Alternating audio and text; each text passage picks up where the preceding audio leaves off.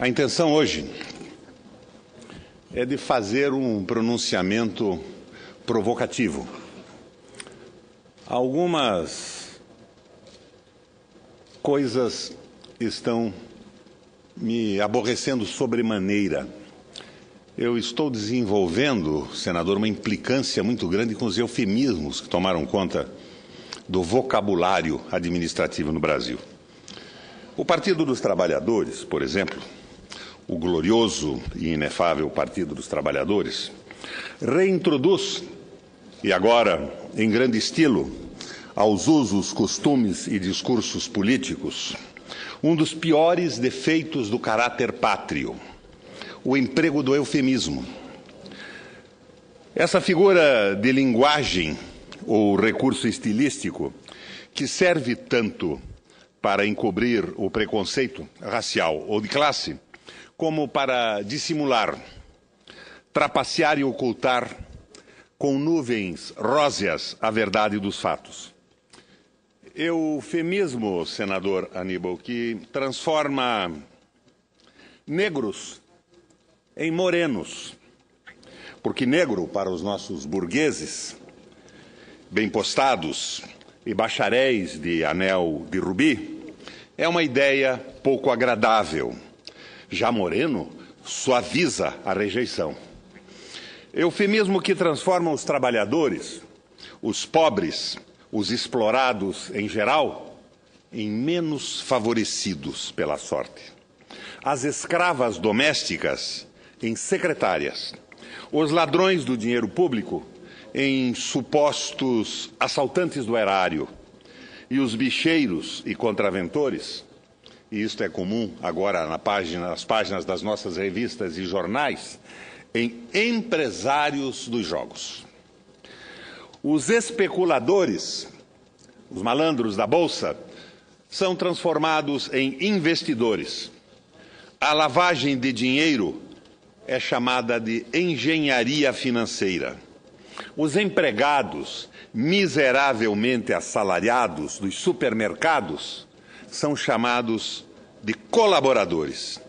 E patrões se transformam em colegas de trabalho, como os nossos jornalistas tratam os Marinho, os Tivita, os Mesquita, os Frias, segundo uma observação demolidora do jornalista Mino Carta.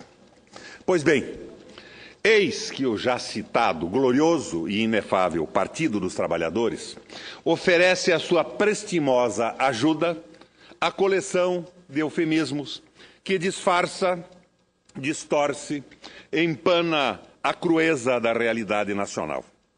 Segundo o novíssimo dicionário petista da negação da história, dos fatos da vida e dos compromissos programáticos, conceder não é privatizar.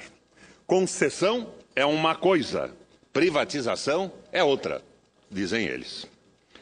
De que semântica não é capaz esta gente? Por 6 vezes, não por uma, 2 ou 3, mas por 6 vezes, apoiei e trabalhei pelo candidato do PT à presidência da República. No Paraná, nos meus últimos 2 mandatos, governei em aliança com o PT. Nesta casa, sou base do governo Dilma. Isto, no entanto, não me impede, não me inibe ou me descredencia a deplorar não apenas as desculpas piedosas ou a falta de originalidade nas explicações e as tentativas de trapacear a verdade. Não. Apenas isso. Mas, sobretudo, o fato em si, isto é, as privatizações. E elas são o que são. Privatizações. Sem rebuço, sem disfarce, cruamente, verdadeiramente privatizações. E eu sou contra, senador Aníbal Diniz. Há uma anedota que o decoro parlamentar impede-me de contar sobre a mecânica das concessões e das parcerias público-privadas. Quem participa com o quê? O decoro, no entanto, me impede de aprofundar o texto, a explicação, a lógica desta anedota. Caso eu tivesse alguma dúvida, ela se dissolveria lendo as entusiasmadas e até poéticas, ao seu estilo, declarações do senhor Eike Batista, saudando as concessões anunciadas pela presidente Dilma. O senhor Batista, bilionária criação das concessões petistas, parecia surfando nas nuvens, de tão deleitado, de tão alegre, de tão entusiasmado. O discurso é o mesmo de sempre. A velha história da falta de recursos para tocar as obras de infraestrutura, a diminuição do tamanho do Estado, a eficiência decantada da iniciativa privada, o combate ao desperdício e à corrupção, e lorotas da mesma espécie. Houve um momento, lá no passado, que eu imaginei que o PT aprendera as lições das concessões privatizações empreendidas pelos tucanos. Por exemplo, a concessão das ferrovias ALL e ALIA, hoje um caso de polícia, segundo o Tribunal de Contas da União e o Ministério Público. A concessão de rodovias com imposição de tarifas de pedágio abusivas, transformando as concessionárias em sócios indesejados dos agricultores, dos industriais e dos caminhoneiros. A concessão em várias partes do país dos serviços de energia elétrica e de saneamento, com a acentuada piora desses serviços, ao mesmo tempo a elevação vertiginosa e extraordinária das tarifas. Lá, no meu Paraná, parte da empresa pública de saneamento, a Sanepar, foi privatizada. Embora minoritário, o sócio privado assumiu a gestão da empresa num acordo de acionistas. Com todas as letras, sem qualquer pejo ou escrúpulo, decretou que a prioridade da Sanepar passava a ser o lucro dos acionistas. E tome aumento de tarifas.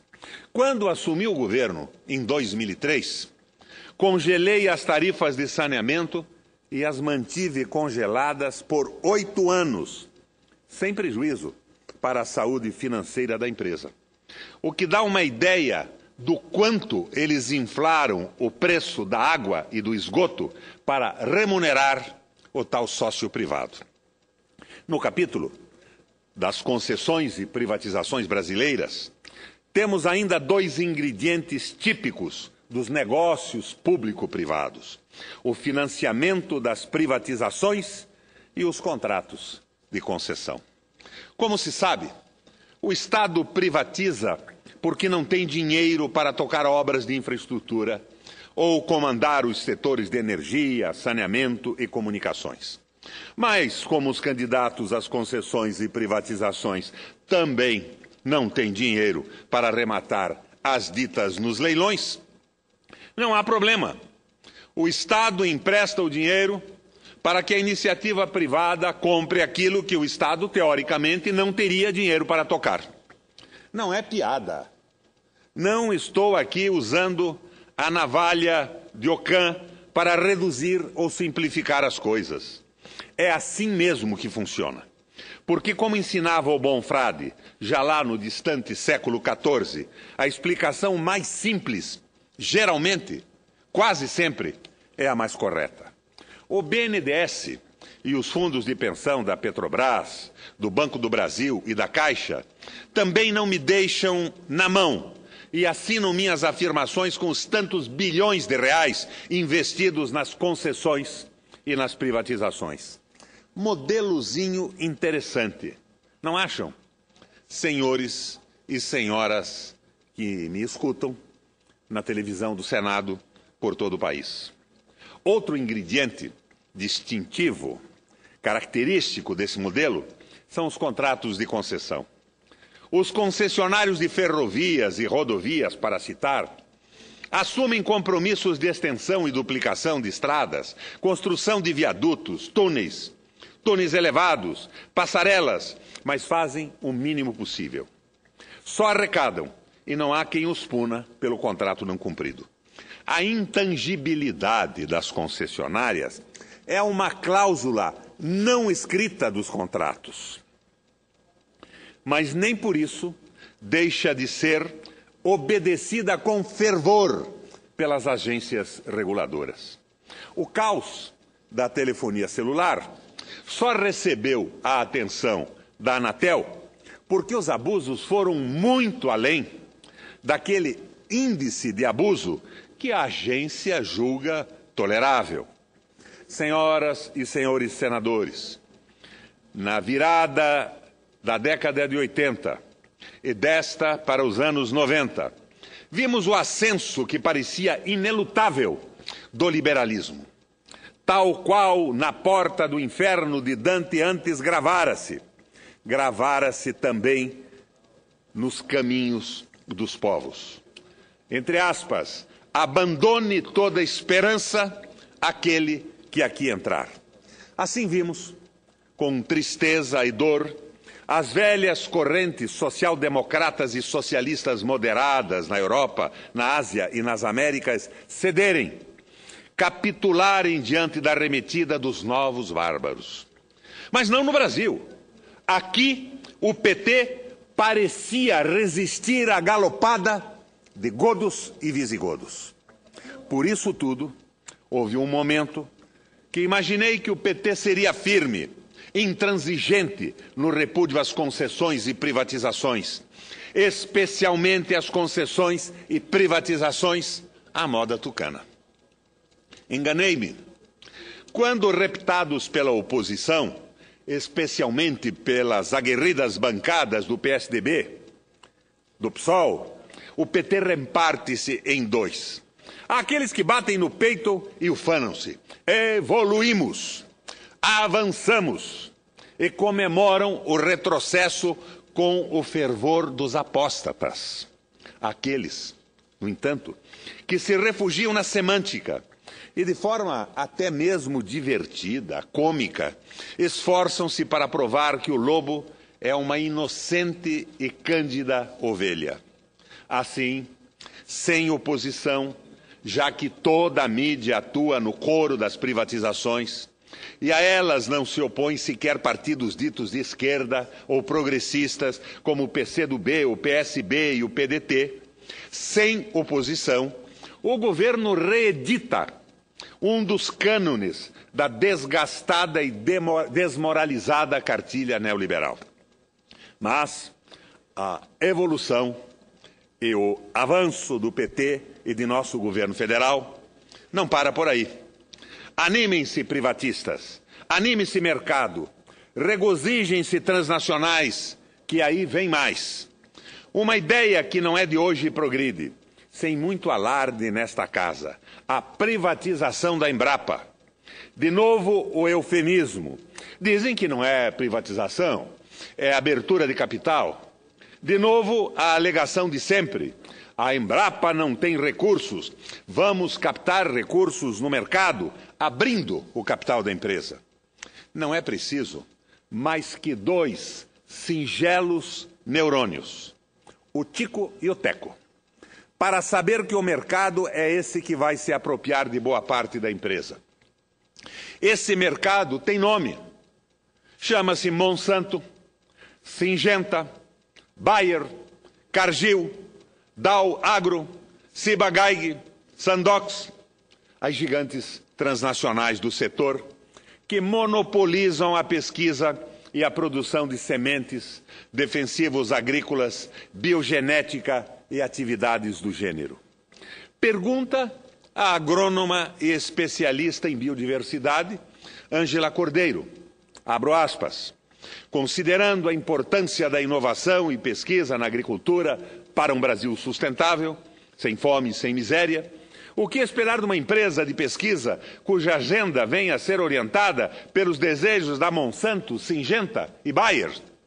Segundo ela, se hoje já é difícil incluir na pauta de pesquisa da Embrapa temas como agricultura familiar e agroecologia, imagina o que vai ser com tais sócios. Para ela, a abertura do capital da Embrapa e o inevitável redirecionamento de suas pesquisas caminham na contramão do programa do governo Dilma. que diz priorizar a segurança alimentar e o combate à fome no país. Com toda certeza, a Dulce, a Monsanto e Quetais não estão propriamente interessadas no dístico. País rico é país sem pobreza, sem fome, sem deserdados da terra e sem terras, sem os famosos sem terras.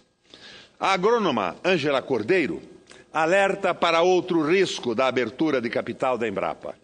Enfim, de sua privatização. A apropriação privada de recursos genéticos depositados no fabuloso, riquíssimo Centro Nacional de Pesquisas Genéticas e Biotecnologia, o Senargem, o acervo do Senargem e os bancos dos demais centros de pesquisa vão se tornar propriedade dos acionistas privados.